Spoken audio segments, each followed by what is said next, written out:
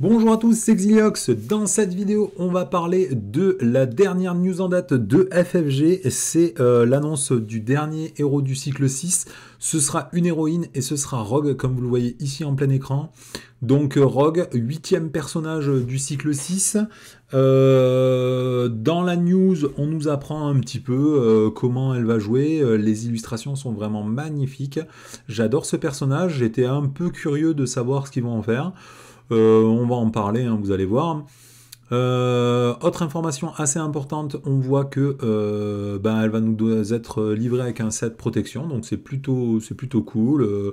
Moi j'adore la protection, j'ai pendant très longtemps souffert du fait que les cartes protection n'étaient pas assez fortes pour permettre de jouer en solo, et puis maintenant c'est vraiment le cas, donc moi je boude pas mon plaisir à chaque fois qu'il y a de la protection. En général il y a des nouveaux belles choses qui sont apportées. La fin de la news nous révèle que bien évidemment il y aura un de leurs sets modulaires complètement incroyable à l'intérieur du pack. Et en plus, comme il y a 8 cartes dans le set modulaire, ce sera pas du tout comme on a pu le voir avec comment elle s'appelait, Storm, qui vient de nous être livré il n'y a pas très longtemps là. Le set modulaire à l'intérieur de Storm avait au moins l'élégance de ne comporter que 5 cartes, et du coup ça laissait la place d'avoir ce magnifique hangar D, une carte qui a absolument rien à voir avec le set préconstruit de Storm, mais qui a l'avantage d'être une carte qu'on peut rajouter et qui élargit notre collection, et en plus une carte qui est vraiment pas mal du tout, quoi. Voilà, en ce qui concerne la news, qu'est-ce que j'avais noté? Est-ce que j'avais d'autres choses à vous en dire? Ah oui, alors le point le plus noir, hein, c'est ce qui est marqué ici, là. Parce qu'il y a marqué que du coup, on va avoir le dernier set en février. Donc il va falloir attendre 3 mois avant d'avoir les 2 derniers packs, hein, c'est marqué là. Donc ce sera filé avec le set de Gambit, et ce sera pour le mois de février. Je vous rappelle qu'on est le 17 novembre, donc il faut attendre beaucoup de temps. Ce qui est dommage, hein, parce que aussi bien dans le set de Gambit que dans le set de Rogue, il y a quand même des cartes qui sont vraiment, vraiment super sympas. Ça fait mal de devoir attendre jusque-là. Qu'est-ce que j'avais dû oublier de vous dire? Ah ouais, toujours aucune information de Jean Grey. Je sais pas quelle vidéo j'ai publié, mais en ce moment je publie pas beaucoup de vidéos. Du coup, je sais même pas si j'en ai publié depuis Gambit. Bon, enfin, il y a une petite information en plus que je vous donne, c'est que je sais pas si vous avez noté dans le set de Jean Grey ici, son allié maître c'était Cyclope, et puis à l'intérieur il y avait Storm en allié neutre, ici, Storm. Et puis, il nous avait filé 2 cartes qui étaient des cartes Team Up qui permettaient de jouer à la fois Storm et Phoenix. Du coup, moi, je m'attendais, puisque toutes les cartes n'avaient pas été révélées, à ce que dans le set de Storm, du coup, on ait un allié neutre qui s'appelle, puisqu'il n'y avait pas d'allié maître à l'intérieur du set de Storm, du coup, je m'attendais à ce qu'il y ait un allié neutre qui s'appelle Jean Grey. Mais il n'y a pas de Jean Grey. Et du coup, ça explique pourquoi ils nous ont filé 2 Soul Sisters avec Jean Grey. C'est que comme ça, ils vont pouvoir mettre Jean Grey, l'allié neutre, soit dans le set de Gambit, soit dans le set de comment il s'appelle, de Rogue. Donc j'espérais que dans les révélations autour de Rogue, il y ait le fameux allié neutre Phoenix. Malheureusement, il n'a pas été encore révélé. J'espère qu'il sera forcément dans le set de Gambit ou de Rogue.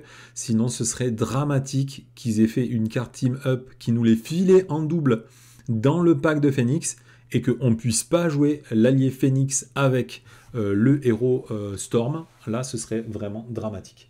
Voilà, là je pense que j'ai tout dit sur la news, j'avais tout noté, j'avais même fait un regard triste avec des larmes parce qu'il y a encore un set modulaire, mais tout ça je vous l'ai dit. Donc on va passer à l'analyse des cartes.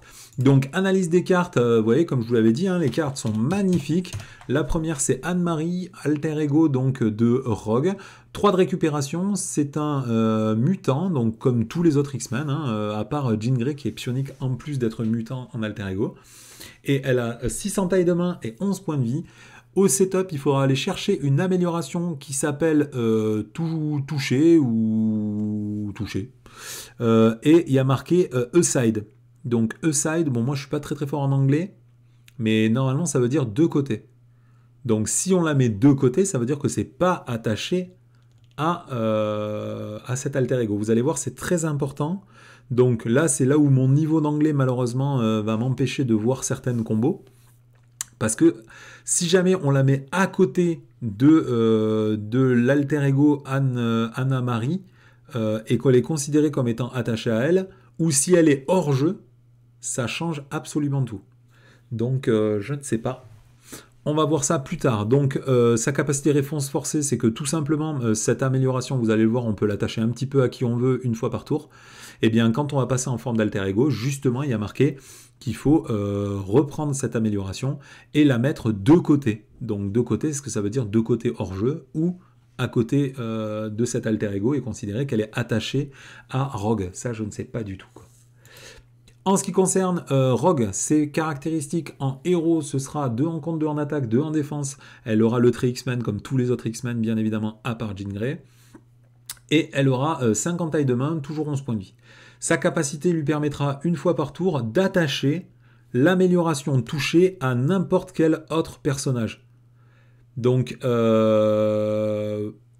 oui, je voulais vérifier d'ailleurs les traits, parce que la particularité, c'est qu'une fois que cette amélioration sera attachée à n'importe quel personnage, vous gagnez tous les traits du personnage auquel il est attaché. Ce qui est normal, hein, parce que normalement, son pouvoir dans l'histoire de X-Men, là, c'est de voler les pouvoirs, les souvenirs et les capacités des gens qu'elle touche avec ses mains. Donc que vous gagnez tous ces traits, ça aura peut-être de l'impact si chez certains méchants en fait, par exemple les 7 criminels ou les choses comme ça, quand vous jouez contre la cape là, The Hood, et ben il y a des fois des environnements qui agissent sur tous les personnages qui ont un certain trait.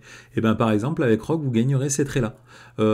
Il faut voir après dans Mutant Genesis. Moi je vous avoue que j'ai assez peu joué dans Mutant Genesis et j'ai récupéré Mojo il y a 2 jours là, Mojo Mania. Peut-être qu'il y a aussi des trucs avec les traits dans Mojo Mania. Moi je vous avoue que pour l'instant j'ai pas encore trop touché à ça. J'ai très peu de temps pour jouer. Mais sachez qu'il y a une interaction avec les traits sur cette capacité. Et après, en réponse forcée, il y a marqué après que la phase des joueurs commence, vous allez prendre l'amélioration touchée et la mettre de côté. Donc on voit que c'est très important, hein, cette amélioration touchée. Ils veulent qu'on la mette de côté. Donc je ne sais pas ce que veut dire ce mot aside, mais il est marqué partout. Hein. Il est marqué là, il est marqué là, il est marqué là. Donc est-ce que ça veut dire de côté attaché au héros ou est-ce que ça veut dire de côté en dehors de la zone de jeu? Je ne sais pas. Allez, du coup, il faut impérativement regarder cet attachement pour comprendre un petit peu ce qui se passe. Donc, c'est la capacité touchée pour absorber les capacités d'un personnage. Et il y a marqué, donc, une fois par tour, vous allez pouvoir l'attacher à qui vous voulez. Et il y a marqué, si jamais il est attaché, en fonction de à qui il est attaché, vous allez gagner une compétence spéciale. Si jamais c'est un sbire, vous allez gagner la capacité Overkill.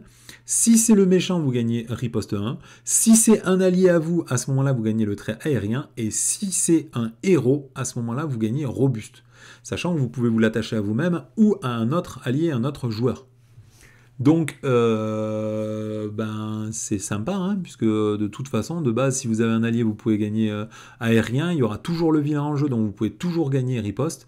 Et puis de base, je sais pas exactement un other caractère, hein, je sais pas si ça veut dire un autre personnage, mais si on peut l'attacher à Rogue elle-même, ce qui semble pouvoir être le cas dans certaines conditions, et ben du coup, on pourrait gagner robuste, hein. Si jamais on peut pas l'attacher à Rogue, c'est pas grave. Si jamais vous jouez ne serait-ce qu'à 2 déjà, vous l'attachez à un autre joueur et bim, vous pouvez devenir robuste, hein. Donc ça c'est vraiment méga fort. Et après bien évidemment, en fonction de à qui vous allez l'attacher, et ben vous allez avoir une grande partie des événements qui se jouent avec Rogue, qui vont avoir des effets bonus en plus de leurs effets de base en fonction de à qui est attachée cette amélioration. Donc là, vous en avez un exemple dès le début, hein. Donc ici, c'est un événement qui coûte 2, un super pouvoir contre, et il y a marqué que vous pouvez retirer 3 de menaces de n'importe quelle manigance. Et en fonction de si vous êtes aérien, riposte, si Rogue est devenu aérien, riposte ou robuste, et ben vous allez avoir des effets différents. Donc de façon générale, hein, si jamais vous avez riposte, c'est que c'est attaché au méchant. Et du coup, vous allez pouvoir désorienter un ennemi. Donc c'est pas forcément le méchant, mais vous pouvez désorienter un ennemi.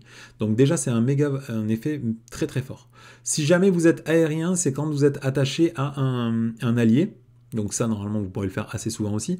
Vous pouvez retirer 2 de menaces additionnelles. Donc ça veut dire que pour 2, vous compterez à 5, ce qui est vraiment énorme.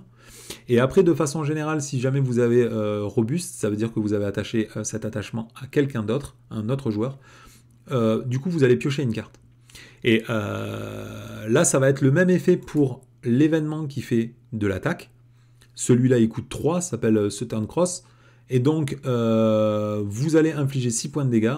Et si jamais donc, vous êtes aérien, vous infligerez 8 points de dégâts à la base. Si jamais vous êtes retiliate, donc attaché au méchant, vous pourrez sonner n'importe quel ennemi. Ah non, sonner 7 ennemis, donc c'est la cible de l'attaque. Et ça, c'est confuse un ennemi, donc l'ennemi que vous voulez. Et après, si vous êtes robuste, pareil, vous pourrez piocher. Donc ces 2 cartes, on voit déjà la mécanique de base du personnage. Cette carte, vous l'aurez en 3 exemplaires et celle-là aussi. Vous voyez que si jamais vous attachez votre amélioration de toucher à un autre joueur, ça vous permettra de piocher des cartes et donc virtuellement réduire le coût de cette carte qui, comme elle est super pouvoir, je le redis encore une fois, mais il y a beaucoup de super pouvoirs dans son deck, du coup vous allez pouvoir jouer intense concentration. Cette carte-là à 3, elle est déjà très très forte. Si jamais vous la payez à 2 parce qu'elle intense concentration réduit les super pouvoirs de 1, ça fait que pour 2, vous infligez 6 points de dégâts, et si en plus vous êtes robuste, vous piochez une carte après l'avoir jouée. C'est pareil, le fait de sonner ou désorienter des ennemis, c'est méga fort, surtout quand dans les sets de cartes, elles sont présentes en 3 exemplaires. Et en plus, il y a une mécanique qui permet normalement de récupérer des cartes, puisque on a vu avec Gambit que je me rappelle plus comment s'appelle la carte, mais si jamais vous allez en alter ego, vous pouvez... Hop, Gambit... Il y a une carte neutre qui fait que vous pouvez récupérer des cartes spécifiques à votre personnage. Et si jamais en plus vous avez le X-Mansion en jeu, vous pouvez piocher des cartes. Donc ça veut dire que quand vous passez en alter ego, vous pouvez récupérer ces cartes-là pour pouvoir les rejouer après. Ça a l'air assez costaud. Ici donc cette carte on l'a déjà vue, donc 2 cartes qui sont vraiment très fortes. Ça c'est la carte le pendant défensif qu'on aura certainement en 2 exemplaires. C'est un événement qui coûte 1, une carte défense, donc on peut la réduire avec nerf d'acier, elle est super pouvoir, donc c'est plutôt cool. Et il y a marqué héros interruption, quand un ennemi avec l'amélioration de toucher attachée à lui vous attaque, prévenez tous les dégâts que vous devriez subir et gagnez une carte statut tenace. Donc ça, c'est fort parce que vous n'êtes pas obligé de défendre. Même si c'est une interruption de défense, je sais que c'est un peu compliqué. Pour moi, j'ai mis un moment à comprendre ce genre de truc. Mais vous n'êtes pas obligé de défendre. Il suffit juste qu'il ait l'amélioration de toucher actif sur lui, quoi. Très très bonne carte. En plus, moi j'aurais déjà trouvé que c'était une bonne carte, parce que bon, c'est ce que j'étais en train de regarder au moment où j'ai lancé la vidéo là. Je regardais comment il s'appelle le fanatisme de Ronan l'accusateur, qui lui fait gagner plus 25 en attaque, perçant, déferlement et ainsi de suite, quoi. Et ben là, vous réduisez tous les dégâts, donc du coup vous ne prenez aucun de tous ces dégâts. C'est génial. Et la carte suivante est très très très étonnante. Ça s'appelle adaptation super power. Je sais pas. Bon, enfin, une capacité d'adaptation super forte, quoi. Donc c'est un événement qui coûte 0 et il y a marqué que si jamais vous avez attaché l'amélioration de toucher à un personnage allié, alors vous pouvez chercher dans la pile de défausse pour récupérer un événement. En fait, en fonction de si ce personnage est une identité spécifique, un aspect ou une carte de base, vous pouvez chercher un événement de ce type-là et l'ajouter à votre main. Alors ce qui est particulièrement amusant avec cette carte-là, c'est que si jamais vous l'attachez à un autre joueur, vous pouvez lui prendre une de ces cartes d'identité spécifique. Par exemple, vous jouez avec, comment il s'appelle avec Captain America, vous pouvez très bien aller prendre des lancers de bouclier, comment il s'appelle, les frappes héroïques et ainsi de suite, quoi. Alors moi c'est comme ça que je le lis, mais comme vous savez que je suis une chèvre en français, Et après il y a marqué, moi je me demande si jamais on peut attacher, toujours pareil, cette fameuse amélioration de toucher, si on peut l'attacher à son personnage, ça nous permettrait de récupérer des cartes de notre défausse.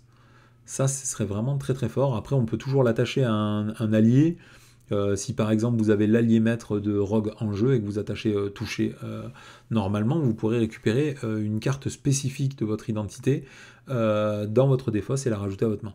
Donc de toute façon c'est un événement qui coûte 0 et qui vous permet d'aller récupérer la carte que vous voulez à la place de cette carte là. Donc c'est forcément super fort. Celle-là, je crois qu'il y en aura 2 ou 3. Ça a l'air assez fort. Et après, une carte beaucoup plus surprenante, ça s'appelle Transfert d'énergie. C'est un événement qui coûte 2, encore un super pouvoir, donc toujours réductible avec intention concentration. Et il y a marqué que vous pouvez attacher l'amélioration de toucher à un personnage autre que Rogue. Donc là, comme il y a bien marqué autre que Rogue, ça voudrait dire qu'on peut l'attacher à Rogue le reste du temps. Ça, mais pourtant, Another, je suis pratiquement sûr que ça veut dire quelqu'un d'autre. Hein, donc... Bon, enfin, on s'en fout. Cette carte vous permet d'infliger 2 points de dégâts au personnage auquel vous attachez le toucher. Et en plus, en combo, vous soignez 2 points de vie à Rogue et vous la redressez. Donc ça commence à faire beaucoup d'effets. Attention par contre, hein, toujours pareil, il y a la flèche avant, donc il faut impérativement infliger 2 points de dégâts à ce personnage pour pouvoir soigner 2 dégâts à Rogue. Ce qui est logique, hein, parce qu'en fait elle va vraiment pomper l'énergie d'une autre personne, donc c'est normal que la personne qu'elle touche, elle soit absorbée. Donc même si c'est un allié, il faut lui infliger 2 points de dégâts. Hein. Voilà, et après toujours pareil, on va gagner tous les traits du personnage auquel elle est attachée jusqu'à la fin du round. Donc j'ai un peu cherché, mais j'ai pas cherché trop longtemps parce que malheureusement j'ai très peu de temps en ce moment. Mais je vois pas de méga super combo avec le fait de récupérer les traits d'un autre personnage, qu'il soit allié ou ennemi, à part les sets qui fonctionnent par combo. Hein, moi je pense essentiellement à The Hood, hein, puisque c'est là où on voit le plus de combos avec les traits. Je vois pas trop l'intérêt qui est autant à absorber, c'est les traits, quoi. Alors, est-ce que c'est pour des raisons vraiment purement narratives? Je ne sais pas. Voilà, et après, dernière carte cadeau qui nous a été révélée, c'est Gambit. Donc, allié maître de Rogue, c'est la version allié de Gambit qu'on a eu déjà il n'y a pas très longtemps. Donc, un allié qui a 3 points de vie, 2 rencontres, 2 en attaque avec une petite astérix, donc ça veut dire qu'il y a une petite combo en plus. C'est un X-Men, et il y a marqué que quand il arrive en jeu, il a 3 marqueurs charge sur lui. Et on peut faire une interruption quand il attaque et retirer un marqueur charge pour infliger 1 point de dégâts à un ennemi, n'importe lequel. Donc tel que c'est écrit ici, comme il n'y a pas de limitation, eh ben, ça veut dire qu'éventuellement on peut retirer les 3 marqueurs charge pour infliger 3 points de dégâts. Et en plus, comme il y a marqué à un ennemi, vous pouvez l'infliger à n'importe quel ennemi. Et en plus, vous pouvez infliger 1 point de dégâts à qui vous voulez. Comme cette capacité n'est pas une attaque, ça vous permet de passer comme d'habitude à travers les éventuels gardes. Donc c'est vraiment pas mal. Très bon allié, je trouve. Ce qui est dommage, c'est que il a que 3 points de vie. Et que si jamais on veut le jouer avec la carte, là, celle-ci, là, la carte Team Up, ça va être compliqué parce qu'un allié qui a 3 points de vie, souvent on le garde que 2 tours. On l'utilise le tour où il arrive en jeu, le tour d'après. Et dès le tour d'après, en fait, on va l'utiliser pendant la phase des joueurs et pendant la phase du méchant, on va le sacrifier pour défendre. Du coup, il reste réellement en place que 2 tours. Donc, il faut toujours pareil, hein, lui mettre les améliorations là. Hop, je sais pas où elles sont les différents entraînements. Ah mais non, mais lui il en a pas puisque c'était dans les 4 premiers héros. Donc les entraînements, il gagne des points de vie. Là, on a vu les cartes commandement avec Storm. On peut encore faire gagner des points de vie à ses alliés. On peut soigner pas mal de points de vie aussi avec différents effets, notamment X-Mansion, le premier secours. Donc peut-être qu'il y a une combo pour garder les alliés plus longtemps en vie. Moi, j'aime bien les alliés qui ont 2 en contre, 2 en attaque. C'est vraiment un bon allié, je pense. Hein, et le fait qu'il puisse en plus filer directement 3 points de dégâts, c'est fort. Hein. Ah, du coup, c'est déjà terminé. J'ai même pas le temps de boire une petite gorgée de Schweppes, tant pis. Allez, du coup, comme d'habitude, je vous ai proposé une revue de toutes les informations qui nous ont été données. Donc là, vous avez le numéro des cartes avec toutes les cartes qui nous ont révélées du set de The Rogue, leur type. Donc on voit qu'encore une fois, il va y avoir énormément d'événements, hein, puisqu'il y a toutes ces cartes-là, de la carte 4 à la carte 16, qui vont être des événements. Donc encore un set énormément basé sur les événements. Et là, vous avez le numéro des cartes du set, ce qui nous permet de faire une prévision de tout le set. Et là, on voit que sur les 16 cartes du set, ils nous en ont déjà révélé 15. on a déjà toutes les cartes. Et je vous rappelle, on peut aussi déterminer que la super pouvoir adaptation, là, il va forcément être en 3 exemplaires, puisque c'est la carte numéro 9. Et la carte numéro 10, c'est l'allié du set protection. Donc on sait que les 3 dernières cartes seront des super pouvoirs d'adaptation. Donc la seule chose qui nous manque, eh ben, c'est la carte numéro 3, celle qui est entre les événements et entre les alliés. Ça peut être donc, normalement c'est pas une amélioration, mais ça peut être une amélioration, et ça peut être aussi un soutien, puisque tous les X-Men pratiquement ont des soutiens, hein, donc ça peut être la chambre de Malicia dans le manoir de Charles Xavier, ça peut être tout un tas de trucs. Hein. Moi je pense plutôt à un soutien qui nous donnerait envie de passer en alter ego, mais ça peut être une amélioration qui améliore ses capacités quand elle est en héros. Au passage, vous remarquerez qu'elle n'a aucune amélioration, donc ce personnage, à part la capacité touchée bien sûr, ne va avoir aucune amélioration. Elle pourra par contre switcher en permanence avec les capacités déferlement, riposte, aérien et robuste, ce qui est quand même vraiment pas mal. En ce qui concerne ces événements, eh ben, on a énormément d'événements qui sont tous des super pouvoirs. Donc, une intense concentration, à mon avis, est indispensable. Il n'y a que des très très très bons effets, donc ça me fait vraiment penser à Spectrum, ça me fait penser un petit peu, dans une moindre mesure, à Storm. À Gamora aussi, c'est des personnages qui ont énormément d'événements dans leur set, donc ça veut dire aucune mise en place pratiquement, à part les trucs qu'on va mettre dans le préconstruit à côté du deck.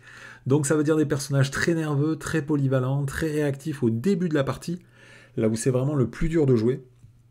Donc, est-ce qu'on va avoir autant de plaisir qu'avec les personnages que j'ai cités juste avant ? Je ne sais pas, on verra. Hein. Moi, je reste prudent maintenant, puisque Gamora, je l'ai détesté quand je l'ai obtenue pour la première fois dans mes mains. Et puis, plus j'ai joué avec elle, et plus je l'ai aimée. Donc, je reste maintenant beaucoup plus prudent.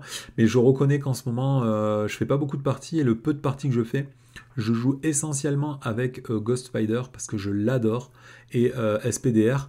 Et c'est 2 personnages quand même que je joue en protection et que en plus joue avec énormément d'améliorations, énormément de mise en place, avec une montée en puissance, un power leveling énorme.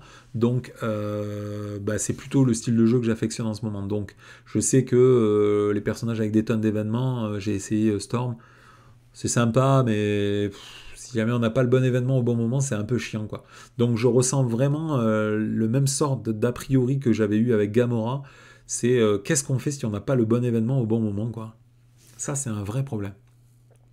Donc voilà, c'est plutôt cool, ils nous ont filé toutes les cartes. Encore une fois, hein, j'y reviens, mais les cartes sont vraiment magnifiques. C'est pas la bonne page. Toutes les cartes là sont vraiment incroyables, super belles. Moi j'adore particulièrement celle-là, là, que je trouve très belle. Celle-là aussi, je trouve vraiment super belle. Donc c'est cool hein, qu'ils aient récupéré les graphismes des très très gros. J'aime beaucoup cette amélioration ici, puisqu'on voit qu'elle a piqué le pouvoir de Colossus et que son corps est en train de se transformer un peu comme Colossus là. Donc très sympa. Vraiment belles illustrations, très sympa. Aucune information par contre sur son set Nemesis, donc il faut faire très attention, puisque certains personnages sont forts, mais à cause de leur set Nemesis, je pense quand même à Phoenix. Hein. Je sais pas si vous avez joué un petit peu Phoenix, mais ça fait mal. Hein. Ça fait mal, surtout quand vous êtes un peu un chat noir. Pareil pour, comment elle s'appelle, Valkyrie, qui est pas un personnage renommé pour sa force. Mais alors, son set Nemesis, il vous fait comprendre que le set Nemesis, c'est quelque chose absolument à prendre en compte. Hein. Je reparle encore de Hulk, hein, même plusieurs années après. Mais son set Nemesis est un des plus horribles du jeu, alors que le personnage déjà est nul. C'est dur. Allez, on va quand même regarder vite fait les quelques cartes du set protection qui nous ont été apportées. Un seul allié hein, dans ce deck préconstruit qui nous a été révélé. Donc, il y a la place pour Jean Grey. Si jamais ils peuvent mettre Jean Grey, on veut.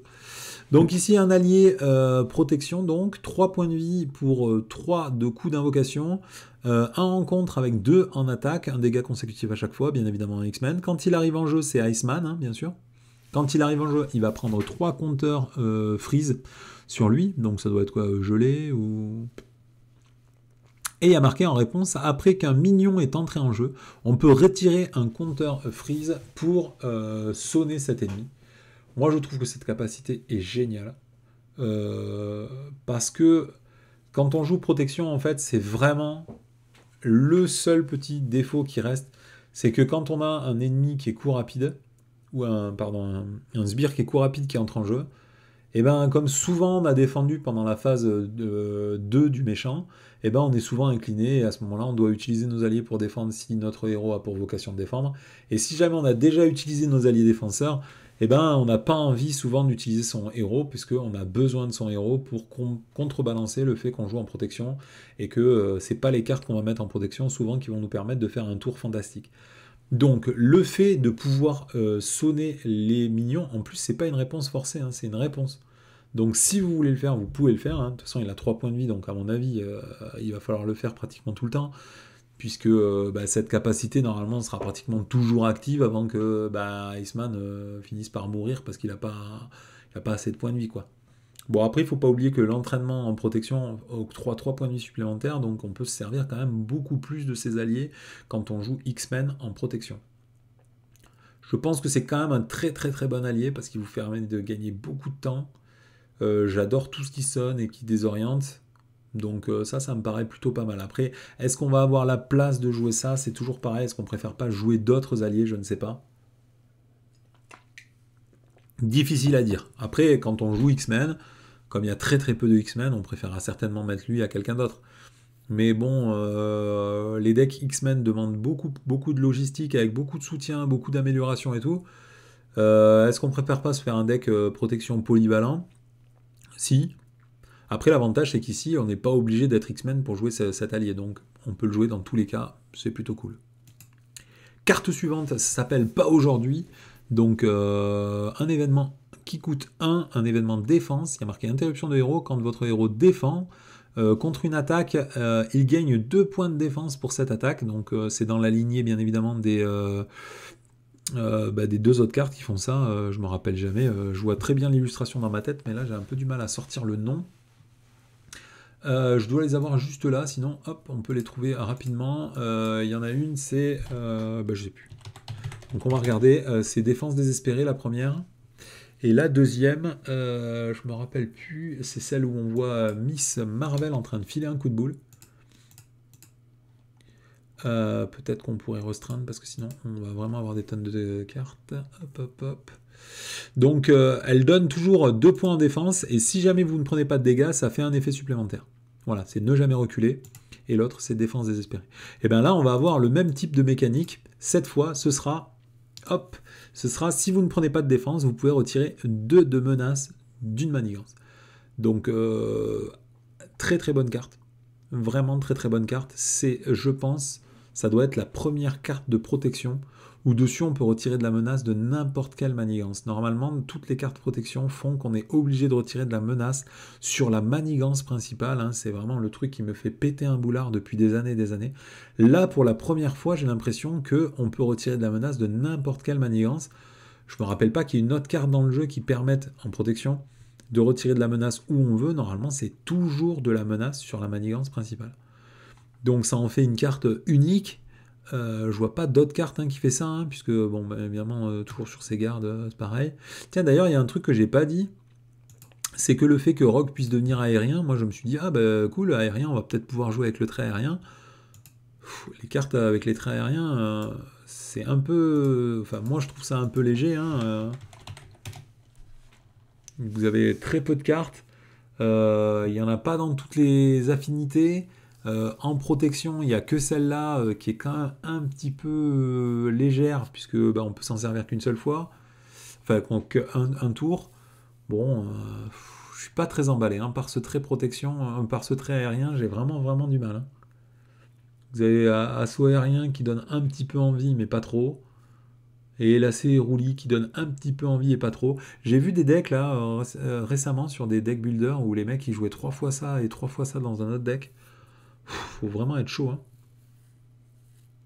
Par contre, il y a un truc qui est sympa avec la riposte là, si vous donnez un riposte en attachant au vilain, c'est que maintenant on a beaucoup de cartes en protection qui permettent d'infliger des points de dégâts quand on défend ou donner un riposte. Il y a peut-être un truc à faire là-dessus. Je vais virer cette carte de traduction parce que j'arrête pas de les ouvrir et c'est pénible. Voilà, et donc pour pas aujourd'hui, moi j'aime beaucoup les cartes défense, c'est vraiment un truc que j'aime beaucoup, donc très sympa. Après, Judo Skill, alors c'est une amélioration qui coûte 2, encore un attachement skill, ça doit être capacité. Elle arrive en jeu avec 3 marqueurs utilisation sur elle. C'est malheureusement maximum 1 par joueur, donc vous ne pouvez pas les stacker à l'avance. Et il y a marqué en interruption, quand vous défendez une attaque ennemie, vous pouvez retirer un marqueur judo sur cette carte pour diminuer de 2 l'attaque. C'est intéressant. Moi, ce qui me gêne, c'est, je vais vous dire clairement, hein, c'est que je connais pas suffisamment bien les règles. J'arrive pas du tout à déterminer qu'est-ce que ça veut dire quand vous défendez. L'interruption quand vous défendez, c'est à quel moment? Est-ce que c'est à l'étape 1, à l'étape 2, à l'étape 3 ou à l'étape 4 de la résolution d'une attaque? Je n'en sais rien. Ça me gaffe tout le temps. Du coup, les cartes, quand il y a marqué quand vous défendez, eh ben, je les joue pas juste parce que je sais pas qu'est-ce que ça veut dire quand vous défendez. Parce que le top, c'est est-ce que c'est à l'étape 2 quand vous déclarez que vous êtes défenseur? Mais à ce moment-là, vous ne savez pas en étape 3 qu'est-ce qu'il va y avoir comme carte boost sur l'attaque du méchant. Donc du coup, est-ce que le -2, il a un intérêt ou pas à ce moment-là? Vous ne savez pas. Et le top du top, ce serait quand la résolution en étape 4 de l'attaque se résout. À ce moment-là, vous connaissez la carte boost. Et du coup, est-ce que donner -2 à l'attaque au méchant a un intérêt ou pas? C'est méga cool. Je ne sais pas. Du coup, comme je ne sais pas quand est-ce qu'on est déclaré comme défenseur, je ne sais pas si cette carte est bien. Si jamais c'est en étape 4 qu'on est considéré comme défenseur, donc en ayant connaissance de la carte boost, c'est génial. Si jamais on doit le faire avant de connaître la carte boost, moi je trouve ça un peu pourri et je préfère encore la carte qui coûte 0 là, où on voit Shang-Chi dessus là, je me rappelle plus jamais comment elle s'appelait. Hop. Parce qu'au moins vous êtes sûr de ne pas prendre un effet boost de la mort quoi. Ça s'appelle Défiance. Voilà, au moins celle-là, vous virez les effets boost et puis c'est réglé. Après, vous me direz, t'es tout le temps en train de râler contre le fanatisme de Ronan l'accusateur. Et ben voilà, là, t'as une carte qui au moins baisse de 2 son attaque. T'es sûr de prendre 2 points de dégâts dans la phase de moins, donc c'est une bonne carte. Oui, mais contre Ronan l'accusateur, de toute façon, on n'a pas vraiment envie de défendre. On a toujours envie de trouver une autre solution. Là, il faut vraiment être en train de défendre une attaque. Donc, parce que l'autre truc à laquelle je m'étais dit, c'est ça peut servir quand un sbire vous attaque, au moins vous réduisez de 2 son attaque et il attaque à 0. Mais il y a bien marqué que vous êtes obligé de défendre cette attaque. Hein. Donc, je sais pas qu'en faire de cette carte. Là, je suis un peu perdu. Pour moi, il aurait fallu qu'elle ne vaille que 1 et qu'elle soit pas limitée à une fois par joueur. Au moins, on aurait pu la comboter, on aurait pu la stacker, on aurait pu faire beaucoup de choses avec. Là, il y a vraiment, entre le fait qu'elle coûte 2, le fait que ce soit 1 par joueur et le fait qu'on est obligé de défendre l'attaque et que certainement en plus cette capacité se résolve à l'étape 2 d'une attaque, donc au moment où vous ne savez pas encore ce qu'il y a dans la carte boost, c'est une carte qui apporte trop d'aléatoires, trop de variance, du coup j'aurais pas envie de la jouer je pense. La carte suivante c'est Moira MacTaggart, c'est un support qui coûte 2, très très intéressant dans cette mécanique, c'est un personnage. Et il y a marqué que vous ne pouvez le jouer uniquement si votre identité a le trait mutant. Donc ça veut dire qu'on ne pourra jouer ce personnage que quand on est en alter ego. Sinon après il reste en jeu, il n'y a pas de souci, mais pour jouer la carte déjà, il faut être en alter ego. Donc ça c'est un peu chiant. Et après il y a marqué réponse, après qu'un mutant alter ego a changé pour passer en forme de héros, on peut incliner cette carte et ce héros peut piocher une carte. Donc deux trucs qui sont énormes, hein. Le fait d'augmenter la quantité de cartes qu'on va avoir quand on est en héros. Alors ça ne s'active que quand on passe en héros, mais si jamais vous avez prévu de changer de forme tous les tours, comme on peut le faire avec certains personnages, c'est méga cool. Et ensuite, à aucun moment il y a marqué que c'est limité à vous, hein. C'est un héros, un alter ego mutant. Donc ça peut être un autre joueur. Si vous jouez à 2, il y en a souvent... Quand on joue à 2, il y en a un qui passe en alter ego un tour sur 2, du coup vous pouvez utiliser Moira MacTaggart là, tous les tours. Et franchement, faire piocher une carte tous les tours pour 2, c'est pas mal du tout. Donc je pense que c'est plutôt une bonne carte. Après, quand on regarde les X-Men, là, je sais pas avec quel X-Men j'ai envie de passer en alter ego tous les tours. Enfin, un tour sur 2, quoi. J'ai constaté que par exemple avec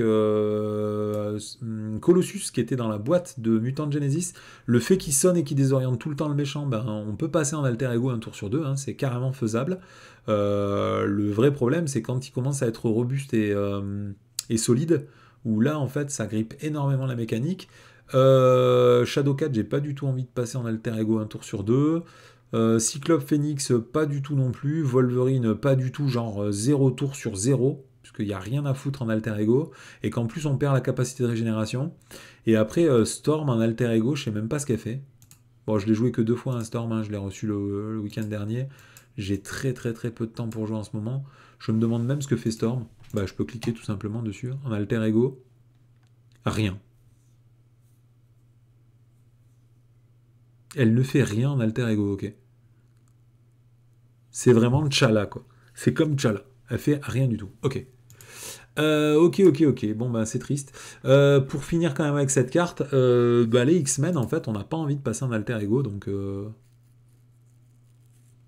Ouais, ça aurait pu être une bonne carte. Mais avec les X-Men, du coup, c'est compliqué. Ouais. Après, la dernière carte laisse... Putain, quand je l'ai vu au début, j'ai paniqué parce que je me suis dit, ouh là là là là là là là. Ouh là là. Bon, d'un autre côté, c'était une carte qui manquait dans la collection. Hein. Donc, ici, on va commencer par lire la carte avant de s'emballer. Parce qu'il y a trop d'idées qui se mélangent dans ma tête, j'ai du mal à parler. Donc, c'est une amélioration qui coûte 1, ça s'appelle le X-Gen.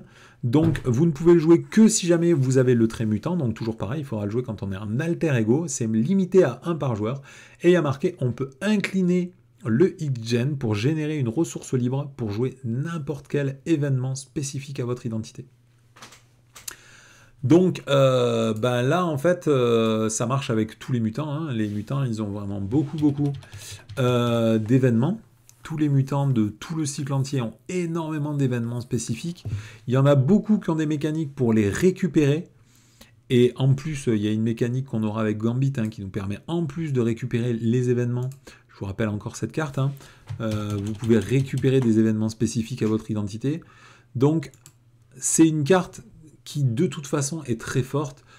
Ne pas en jouer une dans un deck X-Men, j'aurais du mal à comprendre. Hein. Je pense qu'il faut en mettre au moins une dans chaque deck X-Men qu'on joue. Après, bon, ce qui me fait de la peine, c'est c'est que pour les X-Men, quoi. Et là, maintenant, des cartes soutien avec que les X-Men dedans, on commence à en avoir un sacré paquet. Bon, là, c'est pas un soutien, c'est une amélioration. Après, ça rentre dans un créneau du jeu qui n'a pas encore été abordé, c'est les créneaux des cartes ressources. Puisque bah, là, justement, hein, dans le set de... comment elle s'appelle de Rogue, ici, il n'y a aucune ressource. Et il n'y aura aucune ressource très certainement jusqu'à la fin. Donc, on va pouvoir quand même quêter des petites ressources annexes en piochant une carte sur chacune de ces deux cartes-là, si jamais vous arrivez à mettre votre attachement touché sur un héros. Vous pourrez piocher des cartes avec les 3 événements ici parce que quelque part vous récupérez un événement spécifique. Vous pouvez récupérer un événement spécifique. Donc en fait, on va pouvoir récupérer plein de cartes annexes. Mais il n'y a pas de cartes ressources à proprement parler. Hein. Il y en a assez peu dans ce cycle des X-Men. Je crois que Gambit en avait, mais je suis pas sûr qu'il y ait eu beaucoup d'autres héros qui ont des cartes ressources. Donc ça remplit à merveille. Hein. Il manquait des cartes ressources dans le set des X-Men. Voilà, là au moins ça le fait. Notez qu'il manque toujours la carte ressources neutres. Hein. Quand on regarde des ressources neutres, hop, c'est dans carte je crois plutôt qu'il faut aller. Hop, et dans neutre, ici, là. Remarque, je peux le faire directement sur MC, ce sera 10 fois plus rapide. À chaque fois c'est vrai que je regarde sur All of Vero, mais sur MC c'est plus rapide. Donc ici quand on regarde les cartes ressources neutres, on s'aperçoit que les typologies de ressources, essentiellement, bon, c'est les 3 ressources de base, hein, bien évidemment, puis après, récemment, ils nous ont filé des cartes pour jouer les cartes neutres, donc double ressource pour jouer les cartes neutres, et après, ils nous ont filé une carte pour jouer avec les civils, là, dernièrement, mais c'était assez foulaire. La dernière vraie carte double qui nous manque, ce serait une carte qui génère 2 ressources pour jouer des événements spécifiques, des cartes spécifiques. Puisqu'on a des ressources doubles pour jouer toutes celles des affinités, des ressources pour jouer celles des neutres. Maintenant, il nous faut celles qui jouent les cartes des identités. Donc, ça remplit quelque chose qui manque, donc c'est bien. Après, j'aurais préféré tout simplement la carte qui fait gagner 2 ressources si on joue une carte spécifique à votre identité, qui soit une carte ressource tout simple, pas besoin d'aller beaucoup plus loin. Bon, après, je me doutais qu'ils la sortiraient pas, puisque dans ce cycle, ils ont déjà sorti le thème de leur carte ressources, là, qui augmente les dégâts, les contres, et puis les autres, je sais plus ce qu'elles font. Ah si, elles font piocher une carte si c'est une carte défense, et après en commandement, ça fait +1/+1 jusqu'à la fin du tour, je crois, à un allié, si on l'a payé un allié avec la carte ressources. Voilà, bah écoutez, c'est un peu tout ce qu'il y a à dire. Je suis un petit peu en demi-teinte. C'est un personnage qui est très joli, qui a l'air très sympa à jouer. Est-ce qu'il va révolutionner le jeu? Je ne sais pas. Est-ce qu'on va prendre du plaisir en le jouant? Certainement. J'ai pas été super emballé hein, par ce cycle des X-Men. Bah, c'est comme les Gardiens de la Galaxie, c'est comme comment ils s'appellent, les champions avec il y en a trop peu, il n'y a pas assez pour faire une vraie mécanique autour. Et du coup, ils ont compensé le manque d'alliés avec des cartes soutien, mais du coup, il faut 2 milliards de soutien pour que ça combotte correctement. Tout coûte méga cher, donc c'est difficile à jouer. Donc moi, je préfère jouer, je vous cache pas, hein, c'est pour ça que j'ai aussi fait peu d'illustrations, parce que j'avais pas énormément de contenu nouveau à vous apporter. C'est que moi, je préfère jouer les X-Men avec mes vieux decks, protection, justice et tout. Il y a des mécaniques qui sont très bonnes à jouer avec les vieilles cartes. Il n'y a rien de révolutionnaire dans ce cycle des X-Men. Il y a des petits ajouts intéressants, mais qui sont pas suffisamment importants pour révolutionner les mécaniques du jeu, à mon goût. Hein. J'ai peut-être pas assez joué dans ce cycle 6. Bon, l'avantage c'est que c'est complet, c'est bien formé. Voilà, il y a des jolis dessins, quoi. Voilà. Mais après, c'est quand même sympa. Après, il y a beaucoup de gens qui aiment les X-Men, donc pouvoir jouer les X-Men, ça offre une porte d'entrée assez intéressante au jeu. Surtout que de ce que j'ai vu de Mutant Genesis, bon, moi j'ai fait que 4 ou 5 parties, mais c'est pas méga dur. Donc, effectivement, commencer avec Mutant Genesis et directement au cycle 6, en squeezant plein d'autres cycles, ça peut être une porte d'entrée intéressante pour des débutants. Allez, je vais vous laisser ici avec ce personnage, Rogue. Et puis, je vous dis à bientôt. Je ne sais pas du tout quand, puisque j'ai des milliards de trucs à faire en ce moment et j'ai malheureusement trop peu de temps pour jouer. Et le peu de temps qu'on passe à jouer, malheureusement, on joue énormément à Spirit Island. Du coup, bah, j'ai un peu moins de temps pour tourner et pour vous montrer du Marvel Champion. Allez, ça m'a fait plaisir. C'était Xiliox pour cette revue du dernier héros du cycle 6, Rogue. Je vous dis à bientôt.